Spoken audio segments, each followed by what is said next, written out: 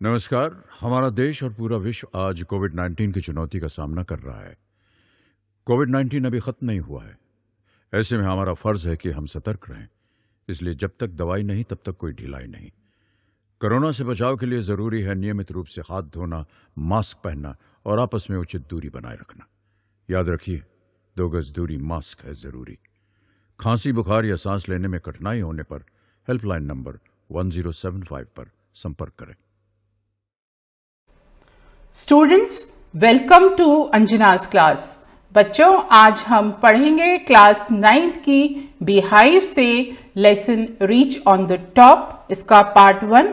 Part 1 में हम पढ़ेंगे संतोष यादव के बारे में, जो एक महान पर्वतारोही बनी हैं, एक बहुत अच्छी शख्सियत हैं और इनके बारे में आज हम जानेंगे कि समाज की विषमताओं से लड़ते हुए किस तरह से ये पर्वत के शिखर पर पहुंची।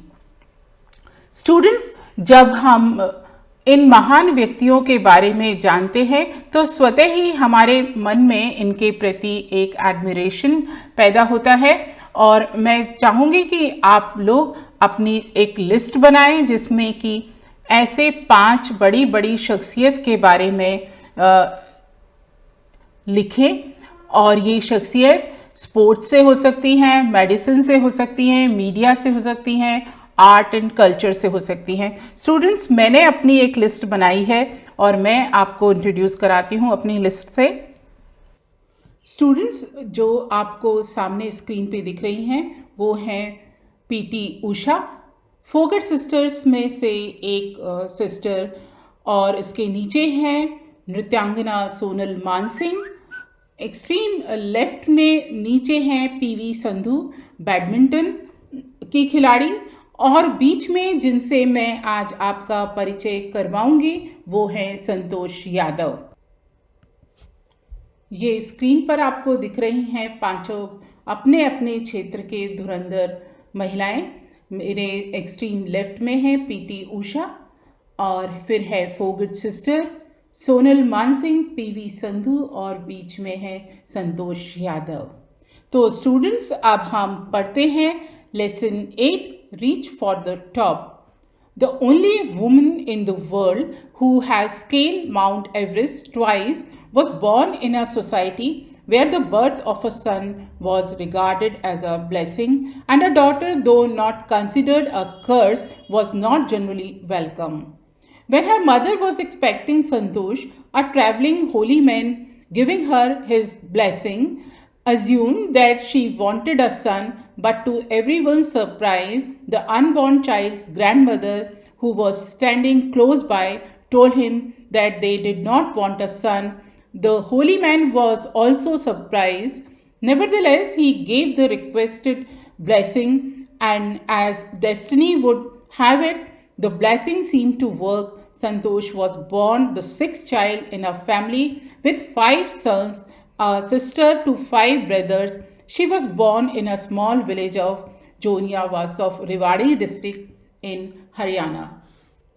स्टूडेंट्स, जिस एकमात्र महिला ने माउंट एवरेस्ट को 2 बार फतेह किया, वो एक ऐसे समाज में जन्मी थी जहाँ पर पुत्र के जन्म को आशीर्वाद माना जाता था, और हालांकि लड़की के जन्म को कोई बुरी बात नहीं माना जाता था, लेकिन फिर भी लड़की के जन्म का स्वागत नहीं किया जाता था। जब संतोष का जन्म होने वाला था तब एक घुमक्कड़ साधु ने उनको आशीर्वाद दिया, ये जानते हुए कि वो पुत्र ही चाहेंगी। लेकिन सबके आश्चर्य की बात ये है कि जो इस बच्चे का जन्म नहीं हुआ था, उसकी दादी जो पास में खड़ी थी, उन्होंने कहा नहीं, हमें बेटा नहीं चाहिए। वो जो यात्री था, वो साधु था, वो भी बहुत आश्चर्यचकित हुआ, लेकिन वो अपना आशीर्वाद दे चुका था। और उसके बाद संतोष का जन्म हुआ। 5 बच्चों के बाद एक छठी संतान के रूप में वो उसके 5 भाई थे। संतोष का जन्म हुआ था हरियाणा की रेवाड़ी जिले के जोनियावास गांव में। तो स्टूडेंट्स, आप देख रहे हैं यहाँ पर वो जो होली साधु हैं वो किस तरह से आशीर्वाद दे रहे हैं। The girl was given the name Santosh, which means contentment, but Santosh was not always content with her place in her traditional way of life. She began living life on her own terms from the start. Where other girls wore traditional Indian dresses, Santosh preferred shorts. Looking back, she says now, from the very beginning, I was quite determined that I chose a correct and a rational path. The others around me had to change, not me. ये तस्वीर दिख रही है संतोष की, और यहाँ पर left में हिमालय पर्वत दिखाई दे रहा है। अब उस बालिका का नाम संतोष था, जिसका मतलब होता है इंग्लिश में जिसको कहते हैं कंटेंटमेंट, यानी हमको जो मिल जाता है हम उससे संतुष्ट हो जाते हैं। लेकिन संतोष जो लड़की थी, उसको हमेशा जिस स्थान पर वो थी उससे उसको संतुष्टि नहीं थी। उसने अपनी शर्तों पर जीना शुरू किया। जहाँ लड़कियों को ट्रेडिशनल ड्रेस पसंद होती हैं, संतोष ने निकर पहनना शुरू किया। और अब वो जब पुराने समय को देखती है तो कहती है संतोष कि मैंने सही चुना, क्योंकि मैंने वो रास्ता चुना जिससे को मुझे बदलना नहीं था, बल्कि दूसरे लड़कियों को अपने रास्ते बदलने पड़े। Students, Santosh's parents were affluent landowners who could afford to send their children to the best schools, even to the country's capital, New Delhi, which was quite close by.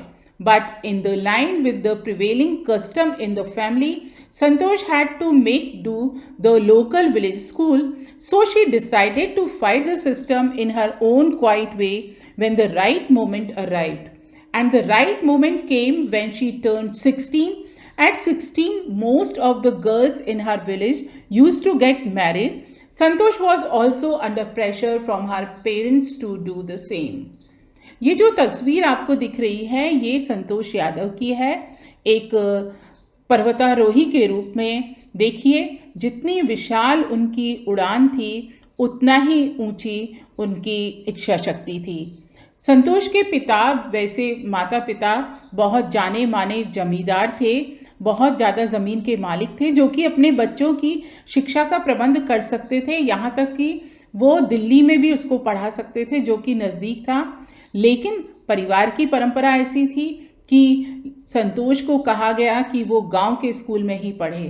तो उसने ये निश्चय किया कि मैं इस सिस्टम से लड़ूंगी, और जब वो सही समय आएगा तब मैं लड़ूंगी।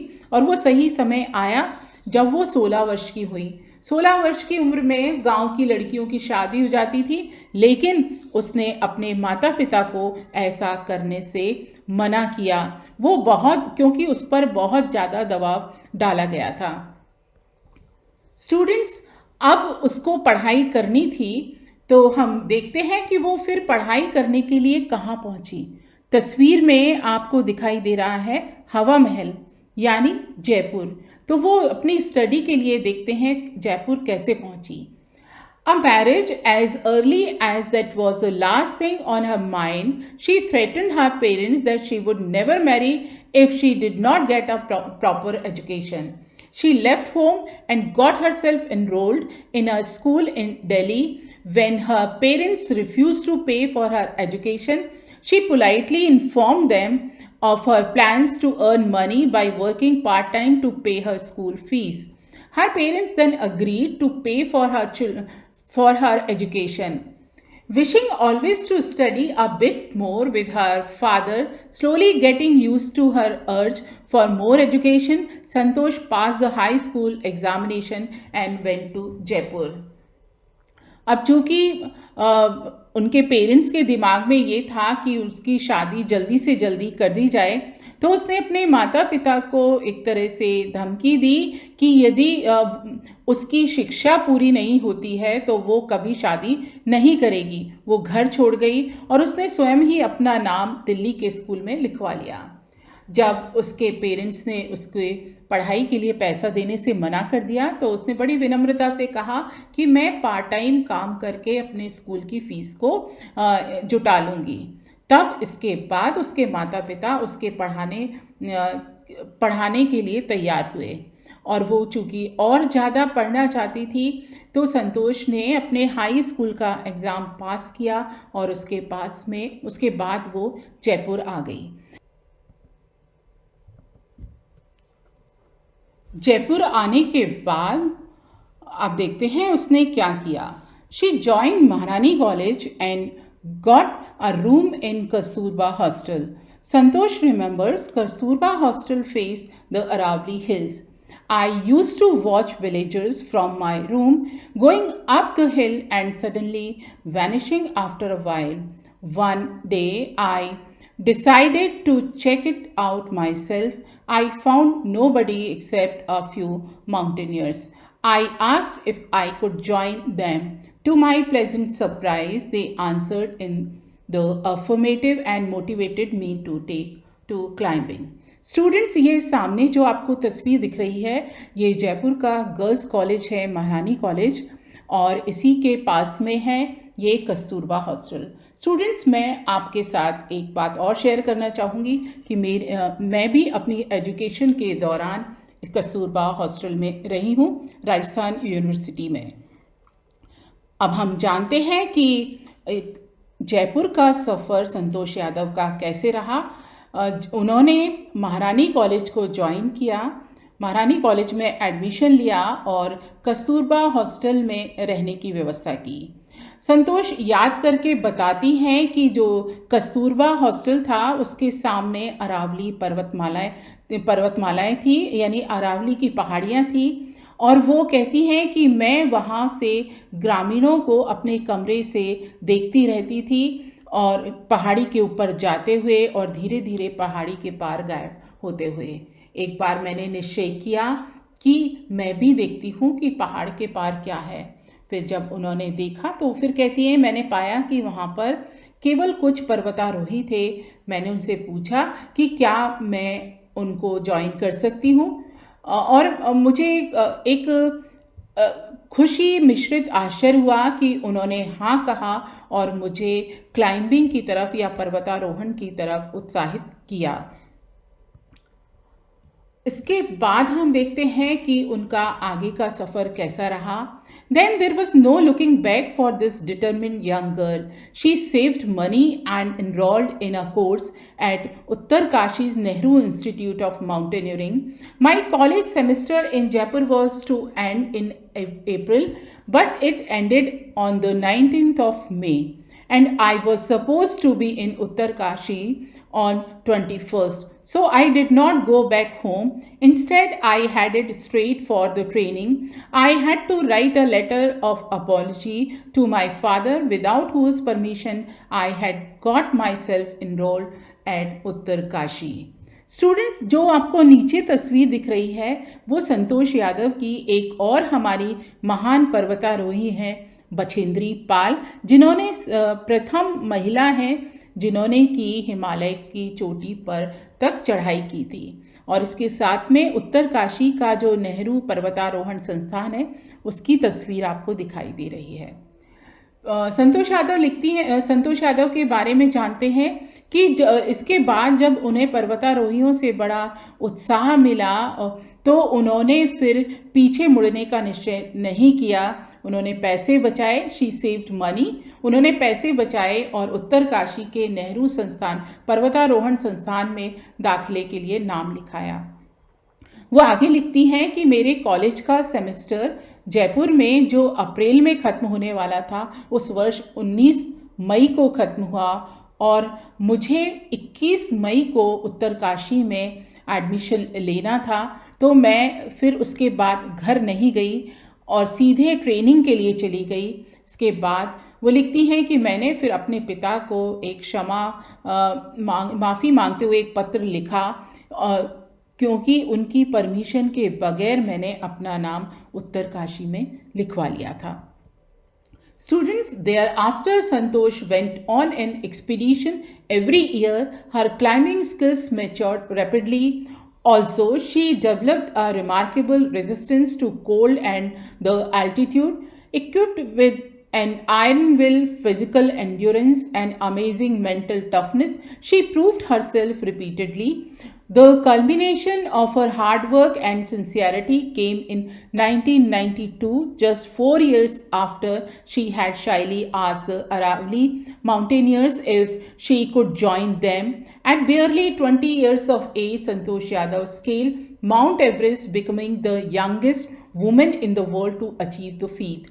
If her climbing skills, physical fitness, and mental strength impressed her seniors, her concern for others and desire to work together with them found her a special place in the hearts of fellow climbers. Students, जो तस्वीर में आप देख रहे हैं संतोष यादव को अपना तिरंगा लहराते हुए, यह तस्वीर हमारे मन में उनके प्रति सम्मान को पैदा करती है और प्रेरणा भी जगाती है। हम इस पैराग्राफ को फिर से समझते हैं।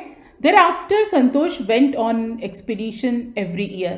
हर साल इसके बाद संतोष भ्रमण के लिए जाती। हर क्लाइंबिंग स्किल्स matured rapidly. उनकी जो चढ़ने की जो कला थी वो और भी विकसित होने लगी।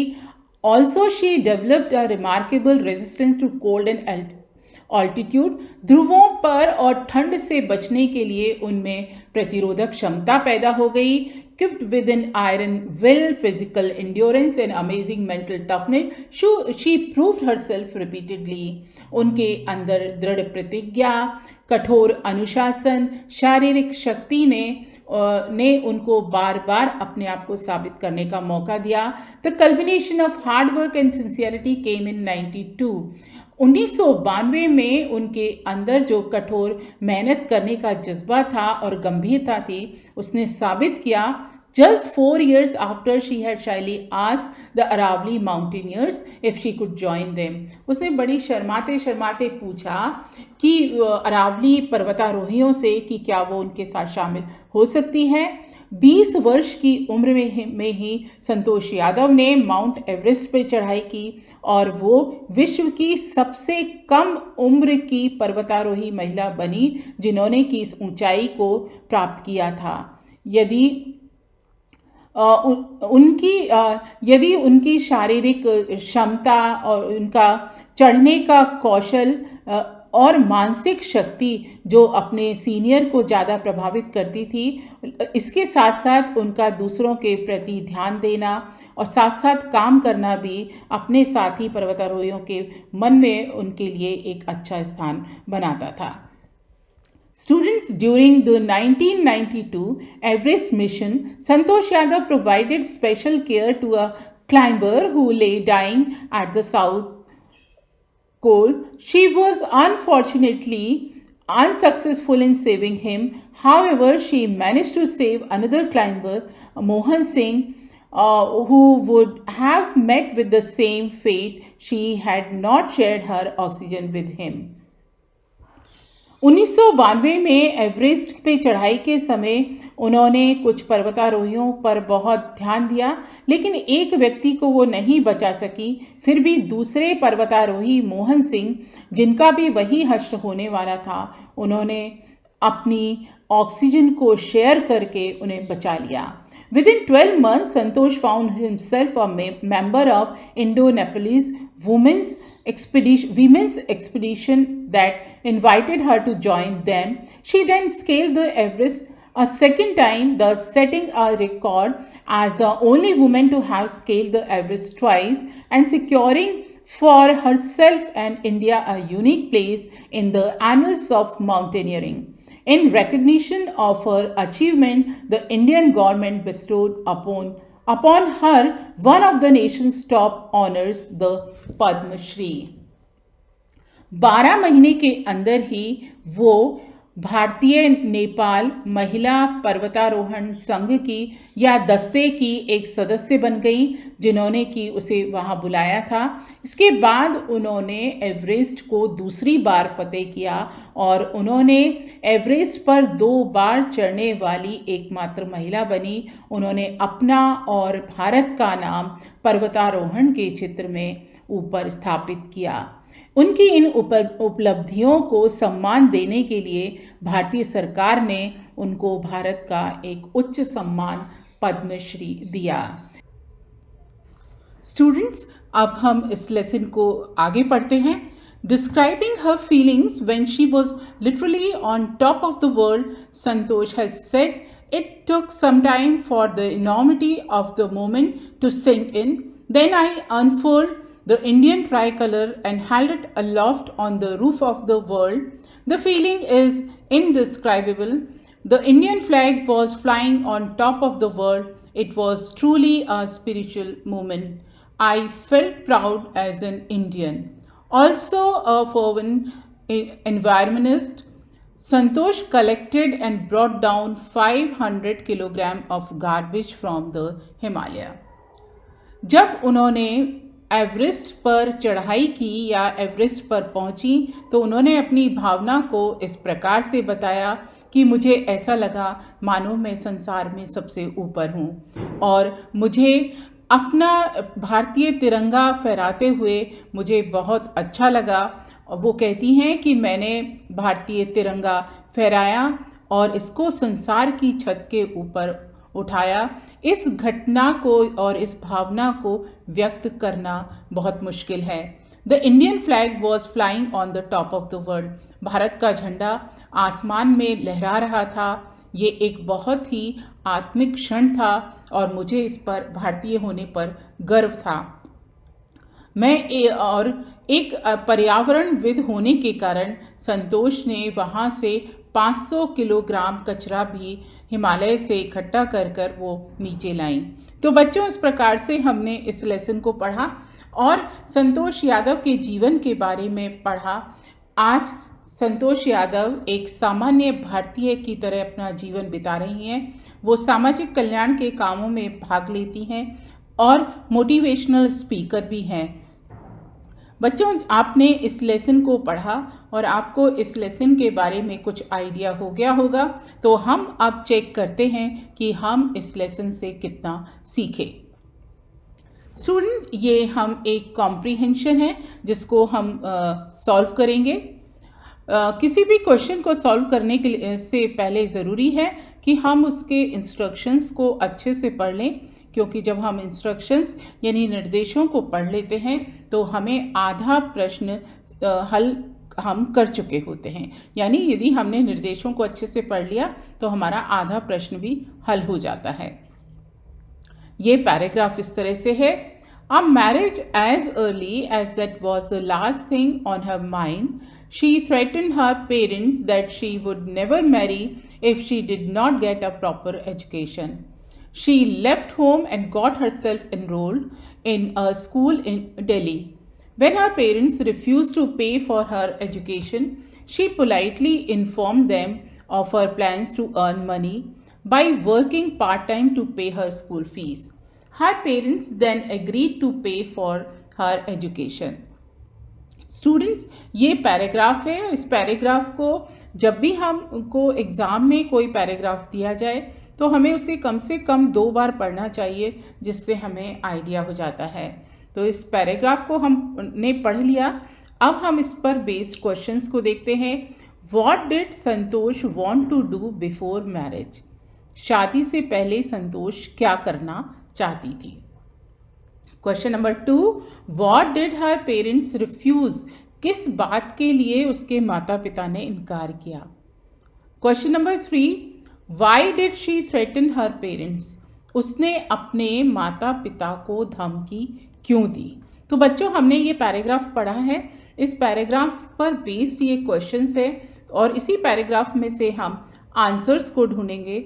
And the answers are: number 1, she wanted to get a proper education before marriage. Question ये था कि विवाह से पहले वो क्या करना चाहती थी. She wanted to get a proper education before marriage. वो औपचारिक शिक्षा प्राप्त करना चाहती थी. क्वेश्चन नंबर 2, उसके माता पिता ने किस बात के लिए इनकार किया था.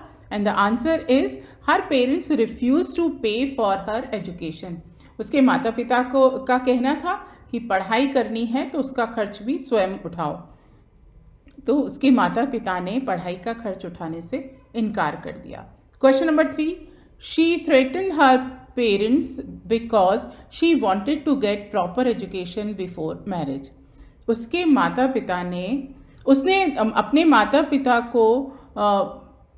पिता को इसलिए धमकी दी क्योंकि वह विवाह से पहले अपनी शिक्षा को पूर्ण करना चाहती थी। तो इस तरह से स्टूडेंट आज हमने ये लेसन पढ़ा reach on the top part 1, जिसमें कि एक महान पर्वतारोही संतोष यादव के जीवन के बारे में पढ़ा। मैं उम्मीद करती हूँ आपको ये लेसन समझ में आ गया होगा। Thank you very much. किशोर अवस्था संबंधित समस्याओं के परामर्श हेतु समर्पित उमंग किशोर हेल्पलाइन के टोल फ्री नंबर 144225 पर संपर्क करें।